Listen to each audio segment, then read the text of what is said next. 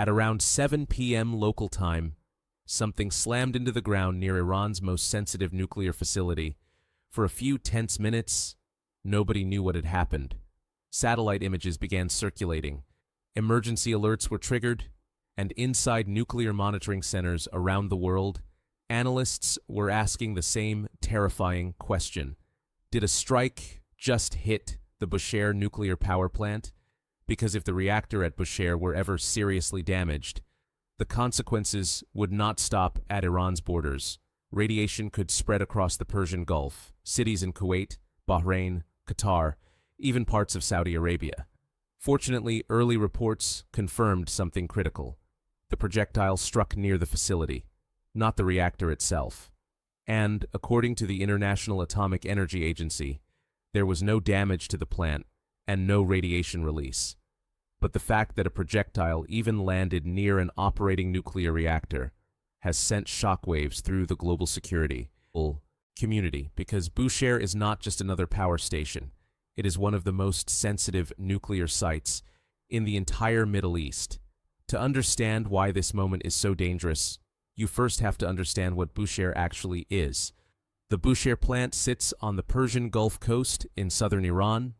Construction originally began in the 1970s, before the Iranian Revolution. Decades later, the project was completed with Russian assistance and finally began producing electricity in 2011. Today, the facility operates a 1,000-megawatt nuclear reactor that provides electricity to Iran's national grid. But what makes Bushehr so dangerous during wartime isn't the electricity. It's the nuclear fuel inside the reactor core. A nuclear reactor contains large amounts of radioactive material. If the cooling systems fail or the reactor containment structure is damaged, the result could resemble one of the worst disasters in nuclear history: Chernobyl, Fukushima. And that is exactly why nuclear facilities are usually treated as off-limits during warfare. Because once radiation escapes, it doesn't respect borders. It spreads with wind, water, and weather patterns. Now, here's the part that makes this incident so alarming.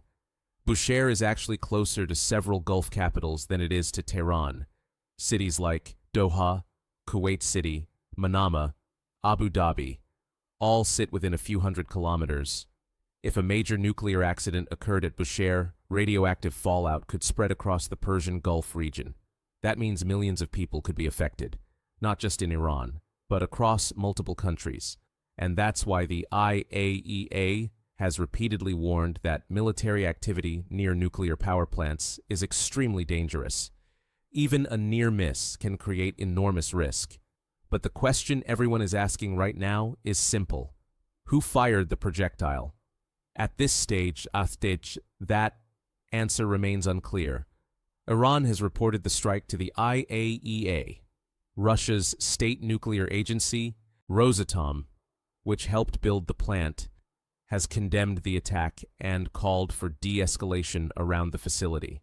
But in a war where missiles and drones are crossing hundreds of kilometers in minutes, identifying the exact source of a projectile can take time.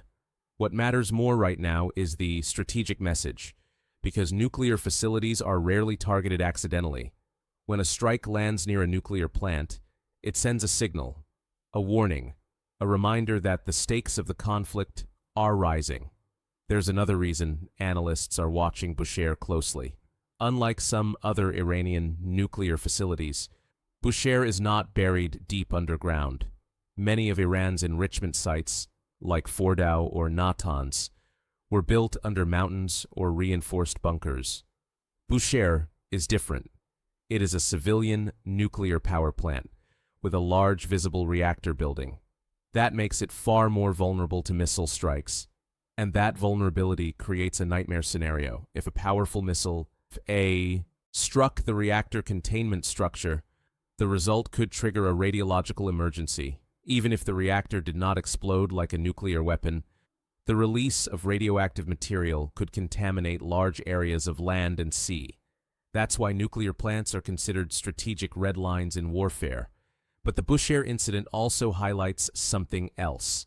Modern conflicts are increasingly targeting critical infrastructure, energy facilities, oil refineries, ports, and now potentially nuclear power plants. The reason is simple. These targets create maximum pressure with minimal strikes. A single missile hitting an oil refinery can disrupt fuel supplies. A strike near a nuclear facility can trigger global panic. Because the consequences are so unpredictable, right now, radiation levels around Bushehr remain normal. No injuries have been reported, and the reactor continues operating.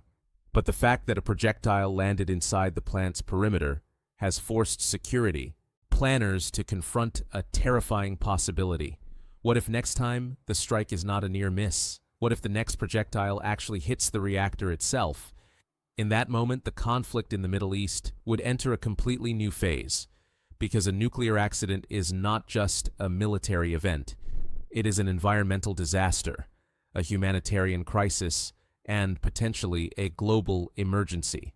For now, the world is watching Bushehr, watching the skies, watching the radar screens, and hoping that the projectile that landed near the plant was only a warning, not a preview.